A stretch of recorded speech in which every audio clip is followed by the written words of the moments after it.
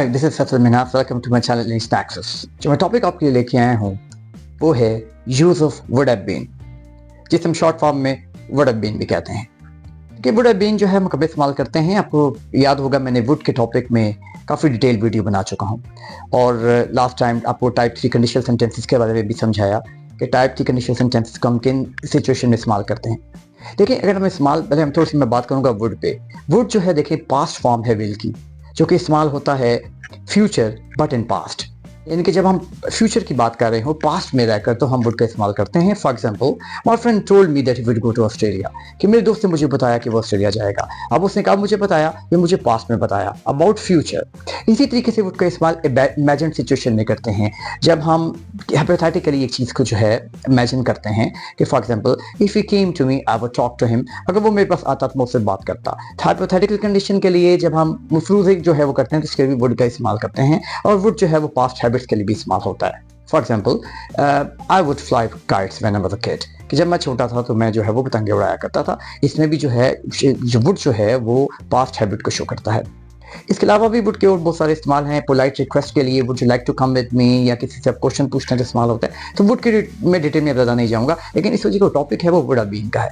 Would have been, you would have been, he would have been, I would have been, ये कब इस्तेमाल करते हैं। लेकिन अक्सर औकात हमारे लैंग्वेज में बहुत रिग्रेट्स होते हैं, बहुत सारे पछतावे होते हैं कि एक काम जो हम माजी में हमें करना चाहिए था जो हम नहीं करते, फिर उसका जो है एक कॉन्सिक्वेंस जो है वो होता है। For example, if he had come to me I would have been very supportive, कि अगर वो मेरी तरफ आता तो मैं बहुत ज़्यादा सपोर्टिव होता। अब मुमकिन नहीं है क्योंकि ये पास्ट है, अब हुआ नहीं है। तो एक तालिब इल्म है, इम्तहान आए और उसने वक्त ज़ाया किया, उसने पढ़ा नहीं, वक्त गुजर चुका है। वो क्या कहेगा कि it would have been better if I had studied, कि बेहतर होता कि अगर मैं तैयारी करता या अगर मैं पढ़ता। देखिए, इसमें भी क्या है, एक रिग्रेट है, एक पछतावा है। बहुत सारी सिचुएशन में हम वुड हैव बीन का इस्तेमाल करते हैं। लेट्स सपोज कि आप नॉर्दर्न एरिया में जो है वो सैर के लिए जाते हैं और वहाँ पे एक्सपेक्ट करते हैं कि बर्फ नहीं होगी, लेकिन जब हम वहाँ पे जाते हैं तो शदीद ठंड महसूस करते हैं। तो आप क्या कहेंगे कि बेहतर होता कि अगर हम अपने साथ जैकेट्स ले आते। कैसे कहेंगे कि it would have been better if we had taken jackets along with us, कि अगर मैं अपने साथ जो है वो जैकेट्स ले आते। It would have been better, बेहतर होता। अब एग्जैक्टली ये हुआ नहीं, यानी कि इसमें पछतावा है, रिग्रेट है। इसी तरीके से बहुत सारी सिचुएशन में हम वुड हैव बीन का इस्तेमाल करते हैं कि जब जो है हम एक चीज में रिग्रेट या पछतावा या हाइपोथेटिकल सिचुएशन के बारे में बात कर रहे होते हैं। फॉर एग्जाम्पल, अब ये भी कह सकते हैं जैसे मैच हुआ, आपने स्ट्रगल की, ठीक है, लेकिन आप जीत नहीं पाए, लेकिन आपको लगता है कि आपको ज्यादा एफर्ट करनी चाहिए थी। तो अब क्या कह सकते हैं कि it would have been victory, या we would have been victorious if we had played well, कि अगर हम अच्छा खेलते तो हम फाते होते। तो would have been का मतलब जो है आपने देख लिया होगा कि हाइपोथेटिकल इस्तेमाल होता है और पास्ट थर्ड कंडीशनल जो है वो केस में इस्तेमाल होता है। पास्ट कंडीशनल यानी कि एक काम जो है हाइपोथेटिकल है, जो कि होना नहीं चाहिए था या होना चाहिए था, आपने किया नहीं, इसमें पछतावा है, रिग्रेट्स है, ख्याली पलाऊ है, अब हो कुछ नहीं सकता। तो इसमें वुड हैव बीन का हम इस्तेमाल करते हैं और शॉर्ट फॉर्म में वुड हैव बीन का इस्तेमाल हमें होता है। इसी तरीके से वुड हैव बीन का इस्तेमाल जो है would have been plus third form of verb का इस्तेमाल भी होता है, और ये पैसिव स्ट्रक्चर में भी होता है। देखिए, पैसिव स्ट्रक्चर में मैंने आपको बताया था लास्ट टाइम कि इसको जब हम किसी सब्जेक्ट का जिक्र नहीं कर रहे होते, यानी कि जो एक्शन हो रहा है उसको करने वाले का जिक्र नहीं कर रहे होते, ये पैसिव स्ट्रक्चर होता है। अब इसको वुड हैव बीन को हम पैसिव स्ट्रक्चर में भी इस्तेमाल कर सकते हैं। वुड हैव बीन पनिश्ड, कि उसे सजा दी जा सकती थी या दी जाती if he had committed a mistake, कि अगर वो गलती करता।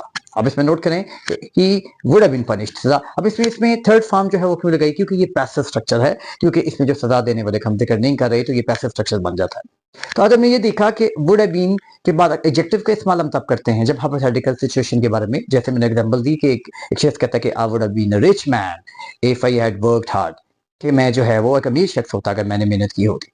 तो अगर इसी सिचुएशन में अगर आप इसको पैसिव स्ट्रक्चर बनाना चाहें तो फिर आपको थर्ड फॉर्म का इस्तेमाल करना पड़ता है।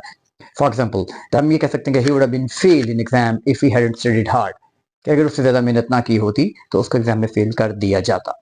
जिसमें एक्शन हो और करने वाला अननोन हो, इसको पैसिव स्ट्रक्चर करते हैं। फिर हम वुड हैव बीन के बाद थर्ड फॉर्म का इस्तेमाल करते हैं, और हेड के बाद हमेशा थर्ड फॉर्म का इस्तेमाल होता है, क्योंकि ये एक कॉम्प्लेक्स सेंटेंस है। इसमें दो क्लॉजेस, इफ के बाद हैड और थर्ड फॉर्म लगानी है आपने, फिर वुड हैव बीन के बाद जो है वो थर्ड फॉर्म लगानी है। That makes it a passive structure.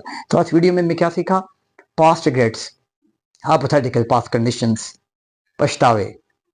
अक्सर औकात जो है इंसान जो है वो इनको लैंग्वेज का हिस्सा बनाता है और इनको अपनी जज्बात का इजहार करता है। तो we have to use would have been. तो इस वीडियो में मैंने पूरी कोशिश की कि आपको इसमें फ़र्क जो है वो बता सकूं कि would have been plus third form of verb या वुड हैव बीन को एडजेक्टिव के साथ जो है कब मिलाकर बोलना है। Hope you got the point. Thank you.